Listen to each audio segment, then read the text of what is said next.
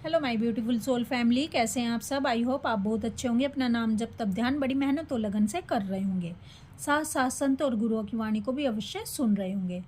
तो चलिए गाइज, आज हम देखने वाले हैं ट्विन फ्लेम जर्नी पर जब डीएम अपने डीएफ को खोने से बहुत अधिक डरने लगते हैं तो इनका व्यवहार और एक्शन, इनका बिहेवियर और एक्शन पूरी तरह से डीएफ को लेकर बदल जाता है। चलिए देखते हैं किस तरह का एक्शन और बिहेवियर इनका हो जाता है। प्लीज़ डिवाइन गाइड करें, प्लीज़ राधा रानी गाइड करें। गाइस, अगर आप मुझसे पर्सनल गाइडेंस या रीडिंग चाहते हैं, आप जानना चाहते हैं कि आप ट्विन फ्लेम जर्नी पर कहाँ स्टक हैं, क्यों आगे की तरफ नहीं बढ़ रहे हैं, आपके डीएम की लाइफ में आखिर चल क्या रहा है, क्यों आपके डीएम आपसे कॉन्टैक्ट नहीं कर रहे हैं, आपके डीएम कि इस समय की करंट एनर्जी क्या है, तो आप इन तमाम क्वेश्चनों के आंसर मुझसे ले सकते हैं। आप मुझे 9520642716 नंबर पर व्हाट्सएप मैसेज कर सकते हैं और अपने क्वेश्चन के आंसर गाइडेंस के साथ मुझसे ले सकते हैं। तो चलिए देखते हैं guys. Queen of pentacle, 4 of cups, strength, 4 of wands, 10 of cups, 5 of swords, the hermit, the sun card। देखिए गाइस, जब डीएफ सेपरेशन के बाद अपना इनर वर्क स्टार्ट करती है और खुद को हील कर लेती है, बैलेंस कर लेती है और कंप्लीटनेस में आ जाती है, डिवाइन से सोल मर्जिंग कर लेती है, तब डीएम को डीएफ की एनर्जी मिलना बिल्कुल बंद हो जाती है। तब डीएम एनर्जी लेवल पर बिल्कुल ड्रेन हो जाते हैं और सोचने पर मजबूर हो जाते हैं कि आखिर इनको डीएफ की एनर्जी वो क्यों नहीं मिल रही है। बस यहीं से डीएम पहली बार डीएफ से ट्रिगर होते हैं, डीएफ के बारे में सोचना स्टार्ट कर देते हैं।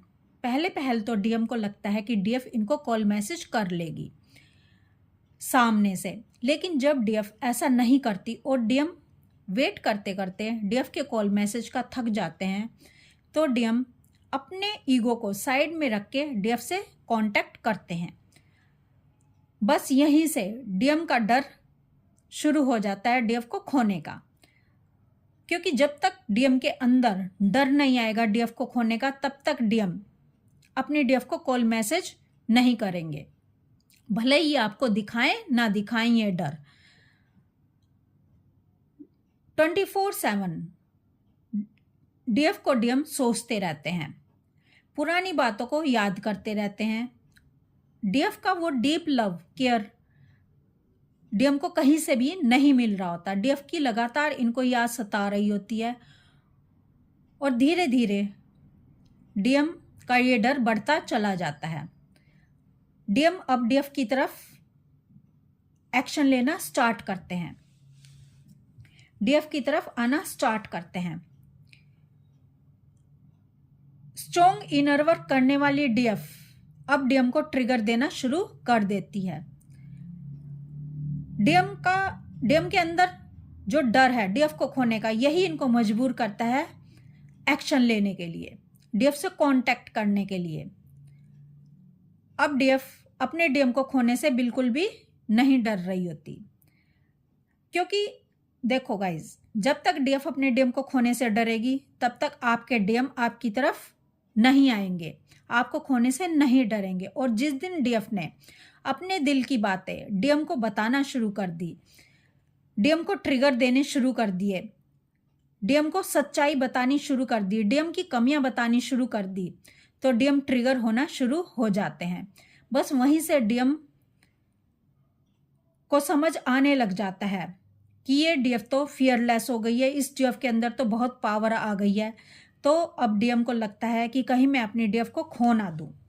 तो इस चक्कर में ऐसी हिम्मत देखकर डीएम अपनी डीएफ के लिए भौचक्के के रह जाते हैं।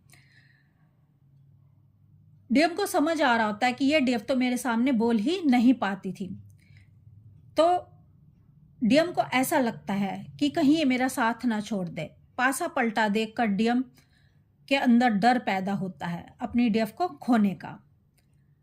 अब डीएम अपनी डीएफ की कड़वी बातें भी सहन करना शुरू कर देते हैं। जो डीएम अपनी डीएफ की बातों को सहन नहीं करते थे और इनसे रन कर जाते थे, इनको ब्लॉक कर देते थे, वो डीएम अब अपनी डीएफ को अपने अंदर का डर और अपने अंदर जो ये ट्रिगर होते हैं वो नहीं दिखा रहे होते हैं। डीएफ की कड़वी कड़वी बातें भी ये हंसकर टाल रहे होते हैं। अब डीएम सोच रहे होते हैं कि आखिर इसके अंदर इतनी पावर आई कहाँ से है। तब डीएम जैसा डीएफ करती थी, कभी डीएम की तरफ हर समय खुद ही एक्शन लेती थी, वैसा ही डीएम अब करना शुरू कर देते हैं और डीएम अब धीरे धीरे अपनी डीएफ से माफ़ी भी मांगना शुरू हो जाते हैं। इनको सॉरी भी बोलना आ जाता है क्योंकि ये डीएफ को खोने का डर इनको सता रहा होता है। डीएम को डीएफ अब ट्रिगर दे रही होती है। जब तक डीएफ हाई एनर्जी में नहीं आएगी, जब तक डीएफ पावरफुल नहीं होगी, तो डीएम को ये लेट गो नहीं कर पाएगी। और जब डीएफ अपने डीएम को लेट गो कर रही होती है तो डीएम का ये डर और भी अधिक बढ़ता चला जाता है। डीएम अब अपनी डीएफ की वो बातें भी माननी शुरू कर देते हैं जो ये कभी भी सुनना नहीं चाहते थे अपनी डीएफ के मुंह से। डीएफ को खोने के डर से ही थर्ड पार्टी कार्मिक को लेट गो करना शुरू कर देते हैं। कर्मा बैगेज क्लियर इनका हो रहा होता है थर्ड पार्टी के साथ।